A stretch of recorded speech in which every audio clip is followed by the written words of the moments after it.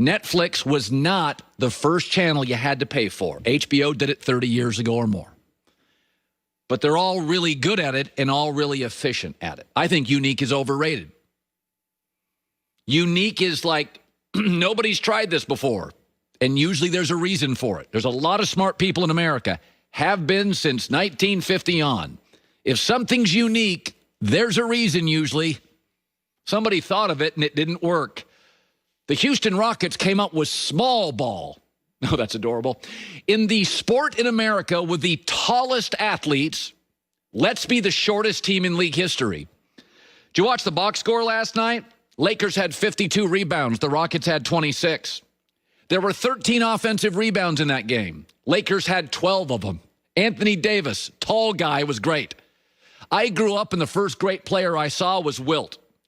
The leading scorer in league history is Kareem. They're big. The first great point guard I saw was Magic Johnson. He was 6'9.5".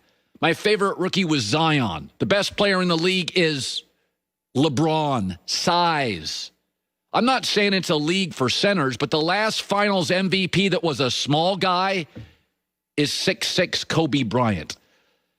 Houston looks small. They look exhausted. They look tired, sort of like smaller Damian Lillard did at the end of that series. I don't believe you build around centers, but small ball, it's like the Wildcat in the NFL. Remember the Miami Dolphins did that? We're going to hike the ball to running backs. And it was kind of effective for about a month, and then everybody went, there's a reason you hike the ball to the quarterback. Unique can and often does catch people off guard. LeBron said after game one of this series, LeBron's like, you can't really duplicate what they do. It's jarring, but you can figure out unique. What is hard to beat is efficiency. Does Starbucks have the best coffee? Up for debate. Not my favorite, but their efficiency is remarkable. Is Amazon the best retailer? They're really efficient. All I know is I click, I want it, and it's on my step 10 minutes later. A drone just dropped it in my backyard.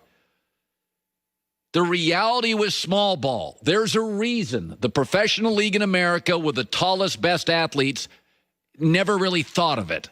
It doesn't work. They look tired. They look small. They couldn't keep Anthony Davis off the glass. They can't get rebounds and second chance points. They had one offensive rebound all night. That was Russell Westbrook, another small guy. Again, I don't think it's a center league anymore. You don't need a back-to-the-basket center, but Luka is hard to stop. Why? He's big for his position. LeBron, big and fast. Zion, big and fast. The reality is the Rockets, this is mostly nonsense. And for the record, the reaction, why did they have no spirit? Why do they look tired? Why, with the season on the line, didn't you get much of an effort? Here is James Harden. James, in a game with so much at stake, why did you guys seem so flat through three quarters? Good question.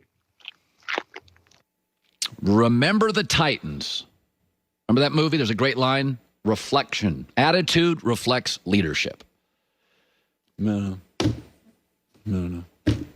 Small ball, no center.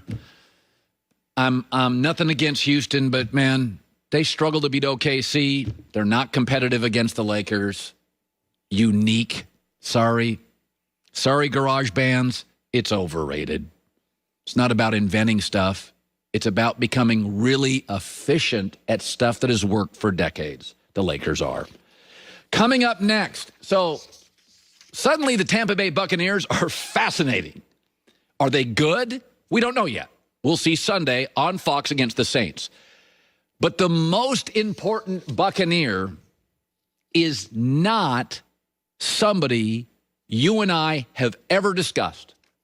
And he will decide if Tom Brady wins. And you've never seen him play. And I've never seen him play. Blazing 5 in 45 minutes. Tom Brady needs help. Will this guy help him coming up? Going to the grocery store is something that a lot of people, they get tired of. It's repetitive. Friday, our first, to me, outside of Andy Reid's foggy shield, it kind of looked and sounded like an NFL game or an NFL game with, fewer fans. I liked it. I thought the NFL did a good job. Congrats to the Chiefs and the Texans both for, getting through camp, and here we go. I want to remind everybody, Deshaun Watson was a better high school quarterback than Patrick Mahomes. Deshaun Watson was a better college quarterback than Patrick Mahomes. And 1 year into the league officially, Deshaun Watson was better than Patrick Mahomes. Remember when he was setting records, Deshaun's first year? He's like just going crazy. A couple years later, look at him. One guy runs the league. The other is bailing water. Deshaun Watson looked overwhelmed. We say this all the time, even for great quarterbacks. I watched that game last night. You know what I thought of? Joe Burrow. I feel sorry for him. Patrick Mahomes is the big three. Super talented, super support system, and super coachable. Deshaun is two of those, but he doesn't have the support system. And Deshaun Watson has been putting a lot of makeup on those pimples for years, and there's just limitations.